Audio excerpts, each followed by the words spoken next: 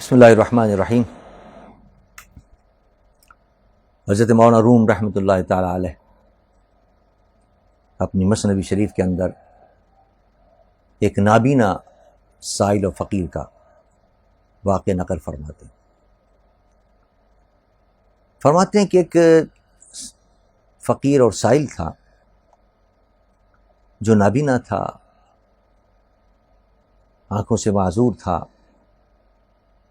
وہ جب مانگنے کے لیے جاتا تو یہ صدا دیتا ہوا جاتا، یہ آواز دیتا ہوا جاتا کہ بھائی میں دو مصیبتوں میں گرفتار ہوں، مجھے دو قسم کی آفتوں کا سامنا ہے، مجھے دو قسم کی مصیبتوں کا سامنا ہے، میں دو قسم کی مصیبتوں کے اندر مبتلا ہوں، لہذا مجھ پر رحم کرو۔ بھئی دو مصیبتیں کون کون سی ہیں تیری؟ کہتا ایک مصیبت تو یہ ہے کہ میں نابینا ہوں، اندھا ہوں، آنکھوں سے معذور ہوں، دیکھ نہیں سکتا، ایک مصیبت تو یہ ہے، اور دوسری مصیبت یہ ہے کہ میں کریہ الصوت بھی ہوں، یعنی میری آواز بڑی بری ہے، بڑی کرخت آواز ہے، بڑی سخت آواز ہے۔ اچھی آواز ہوتی تو اس کو سن کر تو لوگ میرے پاس آتے، کھنچتے، مجھ سے بات کرتے، لیکن میری آواز سن کر ہی لوگ گھبرا جاتے ہیں اور بھاگ جاتے ہیں۔ تو ایک نہیں دو مصیبتیں ہیں میرے اوپر، ایک تو نابینا ہونے کی مصیبت ہے اور ایک سخت آواز اور بری آواز ہونے کی مصیبت ہے، لہذا میں زیادہ مستحق ہوں، مجھ پر زیادہ مہربانی کرو اور زیادہ میرے ساتھ تعاون کرو۔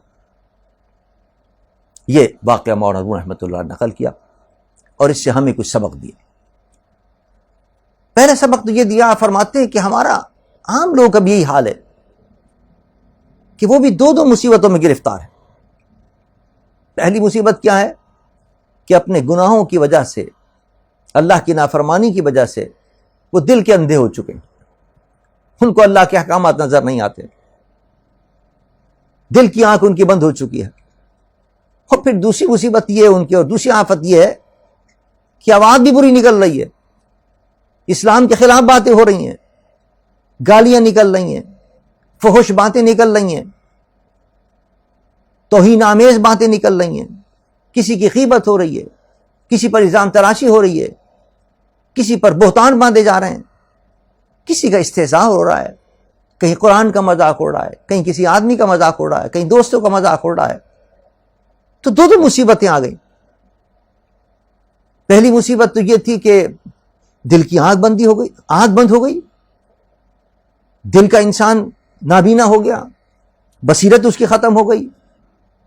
اور پھر دوسری مصیبت یہ ہو گئی کہ آواز بھی اس کی اچھی نہیں، جو آواز نکل رہی ہے وہ بھی خراب ہے۔ اسی منہ سے اگر تیرے اللہ کی باتیں نکلتی، اللہ کے رسول کی باتیں نکلتی، تو تیرے لیے بھی اطمینان کا باعث ہوتا، دوسرے لوگوں کے لیے اطمینان کا باعث ہوتا، وہ بھی تیری طرف کھنچ کے آتے۔ قرآن میں اللہ فرماتا ہے الا بذکر اللہ تطمئن القلوب، اللہ کے ذکر کے اندر دلوں کو طمانینت ملتی ہے، دلوں کو سکون ملتا ہے، دلوں کو اطمینان ملتا ہے۔ اچھی باتیں تیری اگر منہ سے نکلتی تو لوگوں کو سکون ملتا، لوگ آتے تیرے طرف متوجہ ہوتے۔ لیکن عالم یہ ہے کہ جب بھی وہ کوئی بولتا ہے تو ڈر لگتا ہے کہ نہ معلوم اب کیا اس کی زبان سے نکل جائے بات، کبھی اللہ کو برا بھلا کہنا شروع کر دیتا ہے، معاذ اللہ، کیا میں ہی رہ گیا تھا فقیر بنانے کے لیے، فلاں کو اتنا دے دیا، فلاں کو اتنا دے دیا، بھائی اللہ مجھے تو نے کچھ بھی نہیں دیا، میں ہی رہ گیا تھا۔ معاذ اللہ، اس قسم کے کفری الفاظ زبان سے نکلتے ہیں۔ فلاں نے خود اپنی کسی بچی کی شادی کی، اللہ نے اس کو دیا کہ جتنا توفیق تھی اس کے مطابق شادی کر لی، لیکن نہیں، اس پر بھی ناشکری کرتا ہے۔ فلاں کو اتنا دیا، اس نے تو اپنے بچی کی شادی میں 10 کھانے رکھے، اتنی شان و شوکت سے شادی کی، اور رب نے مجھے اس حال میں پہنچا دیا کہ میں کھانے نہیں رکھ سکا، میں ہی رہ گیا تھا۔ معاذ اللہ ثم معاذ اللہ۔ حالانکہ شکر ادا کرتا کہ اللہ نے اتنا تجھے دیا کہ تو نے اپنی بیٹی کا ڈوری اٹھا دی عزت کے ساتھ، اللہ نے تجھے اتنی توفیق دی کہ تو اس فرض سے فارغ ہو گیا عزت کے ساتھ، لیکن بجائے شکر ادا کرنے کے زبان سے وہ نازیبہ کلمات نکالتا ہے، مکروہ باتیں نکالتا ہے اپنی زبان کے ساتھ۔ دو مصیبتیں کے اندر آدمی گرفتار ہو رہا ہے۔ اسی طرح بعض لوگ ایک دوسرے کو کہتے ہیں کہ میاں ارے میاں کیسی یہ جنت اور دوزخ؟ یہ تو مولویوں کے بنائی ہوئی باتیں. کوئی جنت دوزخ نہیں. کھاؤ خوب خوب رشوت دو، خوب حرام کھاؤ، کوئی حلال حرام چیز نہیں ہے کوئی دنیا کے اندر. مزے اڑاؤ. یہ سب مولویوں کی بنائی باتیں. خوب کلبوں کے اندر جاؤ، خوب مزے کرو. یہ چند دن کی زندگی ہے، شراب پیو، عیش کرو. کس مولویوں کے چکر میں پڑ گئے اور کن مولویوں کی باتوں میں آ گئے؟ تو یہ دل کے اندھے ہیں جن کو حلال بھی نظر نہیں آ رہا، حرام بھی نظر نہیں آ رہا، اللہ کے احکامات نظر نہیں آ رہے. پھر نظر نہیں آئے تو کم سے کم زبان تو بند رکھے. زبان سے بھی ان کے برے الفاظ اور بری باتیں نکل رہی ہیں. نظر بھی کچھ نہیں آ رہا اور الفاظ بھی برے نکل رہے ہیں ان کے. یہ پتہ نہیں چل رہا. اور اگر کوئی نصیحت کرے تو وہ بھی برے لگتے ہیں، اس لیے کہ بصیرت ختم ہو گئی ہے، دل کی آنکھیں بند ہو گئی ہیں. ان کو یہ پتہ نہیں چل رہا کہ جو تمہیں بتا رہا ہے وہ اچھا کام کر رہا ہے یا غلط کام کر رہا ہے. وہ برا لگتا ہے. کوئی نصیحت کرے تو کہ یہ ایسی باتیں مت کرو، کیوں اپنی عاقبت خراب کرتے ہو؟ وہ بہت برا لگے گا. یہ ایسی باتیں مت کرو، اسلام کے خلاف باتیں مت کرو. اگر کوئی مصیبت آئی ہے تو اس پہ صبر کرو. الٹا غصے ہو جاتے ہیں. تمہیں کیا پتا کہ مصیبت ہم پر آئی؟ تو تمیز ختم ہو گئی ہے. آنکھ دل کی جو بند ہو گئی ہے، پتہ نہیں چل رہا کہ کون ناصح ہے، کون غیر ناصح ہے، کون مخلص ہے، کون تمہارے ساتھ مخلص نہیں ہے، کون تمہیں اچھے راستے پر لے کے جا رہا ہے، کون تمہیں برے راستے پر لے کے جا رہا ہے، کون تمہیں جنت میں لے جانا چاہتا ہے، کون تمہیں جہنم میں لے جانا چاہتا ہے، کون تمہارے لیے نافع ہے، کون تمہارے لیے مضر ہے. آنکھ جب بند ہو جاتی ہے تو کچھ پتہ نہیں چلتا آدمی کو. وہ نگاہ ختم ہو جاتی ہے. ایسا شخص قابل رحم ہے. دعا کرنی چاہیے کہ اللہ اس کو بصیرت بھی اس کو عطا فرمائے اور زبان بھی اس کو اچھی عطا فرمائے، تاکہ اس کی دنیا بھی درست ہو جائے اور عاقبت بھی درست ہو جائے. اسی طرح مولانا روم رحمۃ اللہ علیہ فرماتے ہیں کہ دیکھو اس اپنی بری آواز سے وہ کس کس لوگوں کو تکلیف پہنچاتا ہے اور کن کی لوگوں کو وہ دور کر رہا ہے. جس طرح اس سائل نے کہا تھا میری آواز سن کر تو کوئی دینے کے لیے میرے پاس نہیں آتا، اس میری کری آواز کی وجہ سے لوگ دور بھاگتے ہیں. اچھی آواز ہوتی تو قریب تو لوگ آتے. تیری بری عادتوں کی وجہ سے، بری باتوں کی وجہ سے، بدگوئی کی وجہ سے کس کس لوگوں کو تو تکلیف پہنچا رہا ہے، کن کی لوگوں کو دور کر رہا ہے. کہیں گھر کے اندر دیکھ لے، کہیں بیوی کو جناب برا بھلا کہنا شروع کر دیتے ہیں. نمک تیز ہو گیا کھانے کے اندر تو برا بھلا کہنا شروع کر دیا، مار پیٹ شروع کر دی. کہیں دوستوں سے بگاڑ کر لیا، چھوٹی چھوٹی معمولی باتوں کے اوپر جناب ناراض ہو گئے اور جناب گالیاں بکنی شروع کر دیں. پتہ چلا وہ دوست بھی جو تھے وہ قریب تھے بہت، وہ بھی دور ہو گئے. کہیں عزیز و اقارب کو برا بھلا کہنا شروع کر دیا چھوٹی چھوٹی باتوں کے اوپر. ان اپنی باتوں سے دکھ پہنچا کر تم اپنے گھر والوں کو بھی دور کر رہے ہو، اپنے بچوں کو بھی دور کر رہے ہو، اپنی بیوی کو بھی دور کر رہے ہو اپنے سے، اپنے عزیز و اقارب کو دور کر رہے ہو. اپنی بدگوئی کی وجہ سے، اپنی ترش کلامی تلخ نوائی کی وجہ سے تم عزیز و اقارب کو دور کر رہے ہو، اپنے دوستوں کو دور کر رہے ہو، اپنے ہمسایوں کو دور کر رہے ہو، اپنے رشتہ داروں کو دور کر رہے ہو. حالانکہ اللہ فرماتا ہے، میرے آقا کا ارشاد گرامی، المسلم من سلم المسلمون بلسانہ ویدہ. مسلمان کہلانے کا تو مستحق ہی وہ شخص ہے جس کے ہاتھ سے بھی اس کا دوسرا مسلمان بھائی سلامت رہے اور اس کی زبان سے بھی اس کا مسلمان بھائی سلامت رہے. اس کے ہاتھ سے بھی اس کے مسلمان بھائی کو کوئی تکلیف نہ پہنچے. مسلمان سلمہ سے نکلا ہے جس کے معنی سلامتی کے ہیں. اس کے ہاتھ سے بھی اس کا مسلمان بھائی سلامت رہے، اس کی زبان سے بھی اس کا مسلمان بھائی سلامت رہے، اس کو کوئی تکلیف نہ رہے، سمجھ لو وہ کامل مسلمان. مولانا روم رحمۃ اللہ علیہ فرماتے ہیں، گفت زشت آوازمو ناخوش نوا، زشت آوازیو کوری شدتا. اس نے کہا کہ میری آواز بھی بری ہے اور اندھا پن بھی ہے، دو مصیبتیں مجھے ملی ہیں. بانگ زشتم مایہ غم می شود، اور زشت آوازم بہر جا کہ رود بانگ زشتم مایہ غم می شود، اور مہر حق از بانگ من کم می شود. میری بری آواز ہی میرے غم کا سرمایہ ہے، اور میری بری آواز سے خلق کی محبت کم ہوتی جا رہی ہے. لوگ بجائے مجھ سے محبت کرنے کے مجھ سے دور ہوتے چلے جا رہے ہیں. کہیں بیوی کو اپنا دشمن بنا دیا، بری باتیں کر کے، تلخ باتیں کر کے بچوں کو دشمن بنا دیا، کہیں عزیز اقارب، سب مجھ سے دشمن ہوتے جا رہے ہیں، میرے دور ہوتے چلے جا رہے ہیں مجھ سے. زشت آوازم بہر جا کہہ رود مایہ خشم و غموں کی می شود. اور روح فرماتے ہیں میری آواز، بری آواز، تلخ میری آواز جہاں جہاں جا رہی ہے، جہاں بھی پہنچ رہی ہے، لوگوں کے غصے، غم اور کینے کا سبب بنتی چلی جا رہی ہے. لوگ مجھ سے بددل ہوتے جا رہے ہیں، افسوس کرتے جا رہے ہیں، ان کے دلوں میں رنج پیدا ہوتا چلا جا رہا ہے، مجھ سے جدا ہوتے چلے جا رہے ہیں. یہ بری آواز کی وجوہات ہیں جن کی وجہ سے یہ نقصان اٹھا رہا ہوں میں، کہ سب کو میں نے جدا کر دیا. جو مجھ سے قریب تھے وہ دور ہو گئے. مولانا روم رحمۃ اللہ علیہ فرماتے ہیں ایک آواز وہ بھی تھی جو دور والوں کو قریب کر رہی تھی، جو دور والوں کو نفع پہنچا رہی تھی، تیری قریب والوں کو دور کر رہی ہے. اور ایک آواز وہ ہے جو دور والوں کو قریب کر دیتی ہے. حضرت عمر بن خطاب رضی اللہ تعالیٰ عنہ مسجد نبوی میں ممبر پر بیٹھ کر آواز دیتے ہیں، یا ساریۃ الجبل، یا ساریۃ الجبل. کوسوں میل کے فاصلے پر حضرت ساریہ دشمن سے لڑ رہے ہیں، اور دشمن حملہ کر رہا ہے تو حضرت ساریہ وہیں سے بیٹھ کر پکار کر ان کی مدد فرما رہے ہیں کہ دیکھو پہاڑ کے پیچھے دشمن آ رہا ہے، خبردار ہو جاؤ.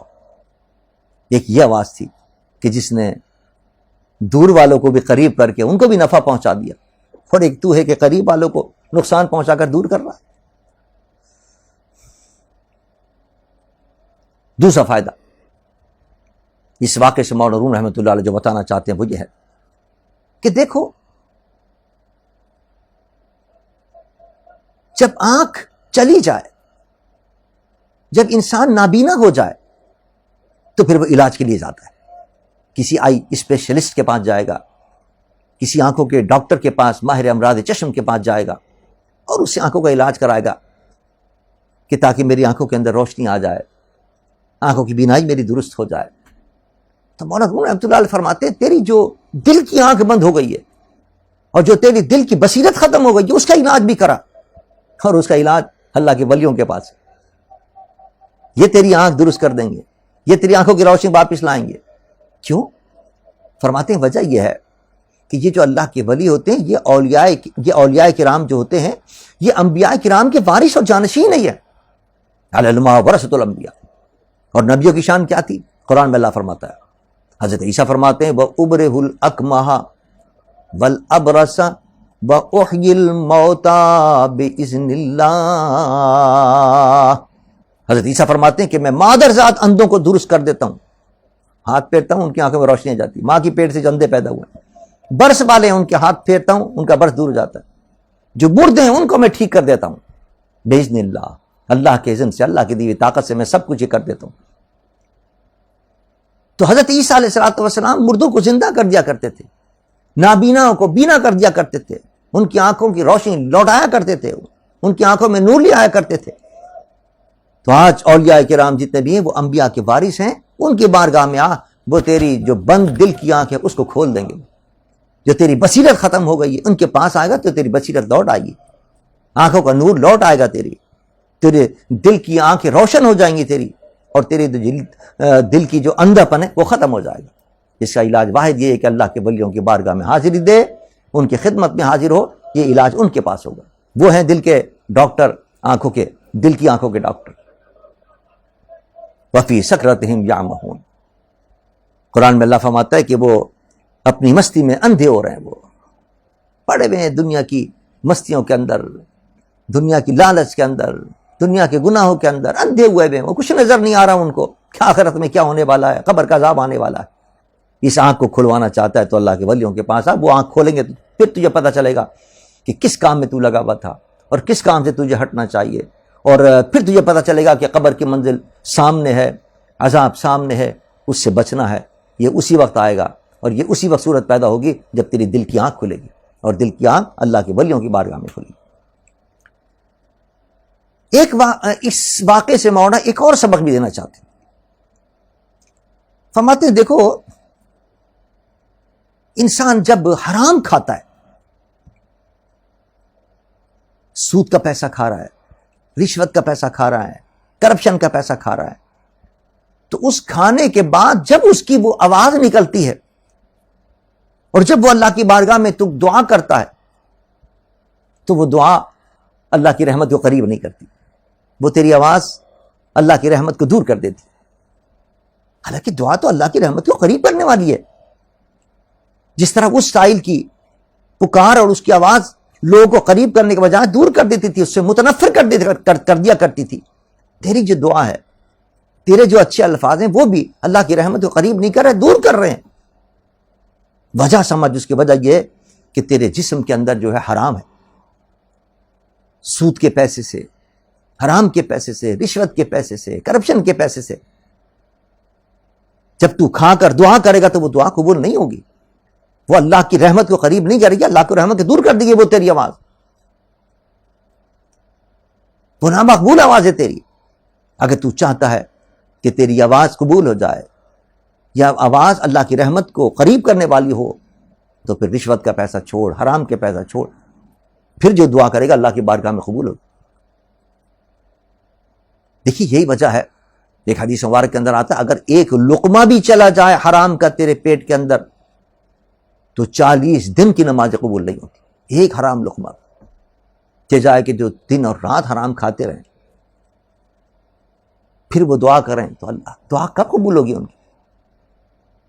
حدیث میں آتا ہے نا کہ حرام میں کھا رہا ہے، حرام کا جسم ہے، حرام جگہ پر بیٹھا ہوا ہے، اور پھر یا اللہ کہہ کے دعا کرتا ہے، تیری دعا قبول نہیں ہوگی، اس لیے کہ تم نے حرام کھایا ہے۔ یہ تیرے الفاظ جو ہیں اللہ کی رحمت کو قریب نہیں کریں گے، دور کر دیں گے۔ تو دعا کی قبولیت کے لیے بھی ضروری ہے، اللہ کی رحمت کو قریب کرنے کے لیے بھی ضروری ہے کہ ہم حرام سے بچیں۔